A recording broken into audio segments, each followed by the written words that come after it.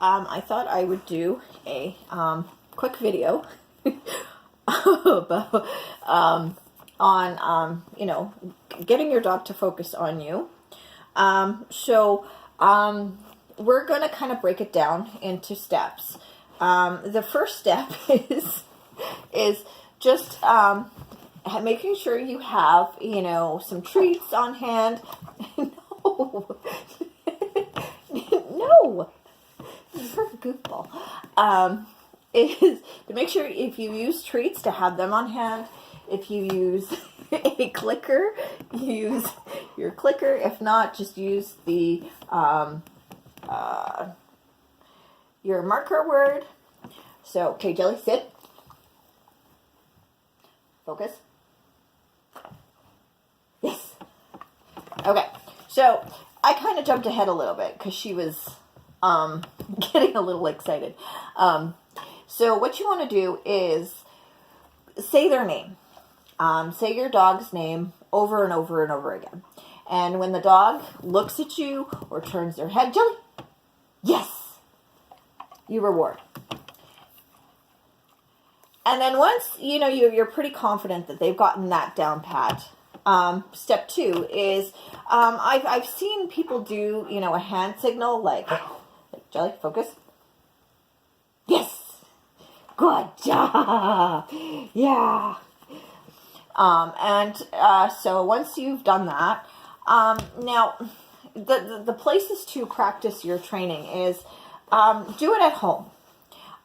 Use the various distractions in your home, as a way to get your dog used to various distractions.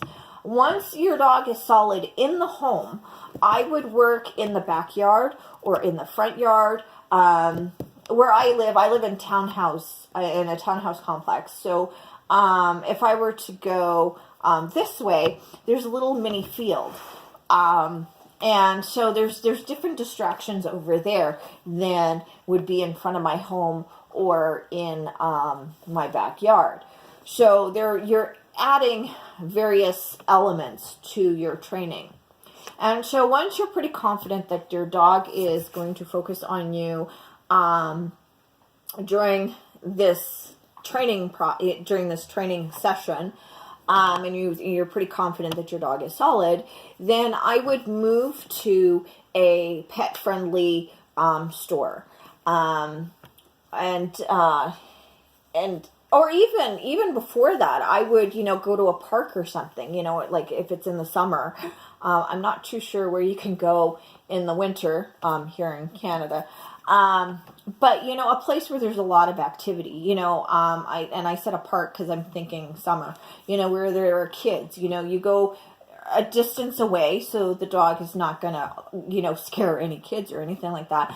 But, you can work on them focusing on you while things are kind of going on in the background.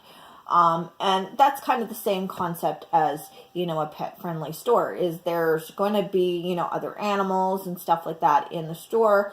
And so that's one way of working on distractions.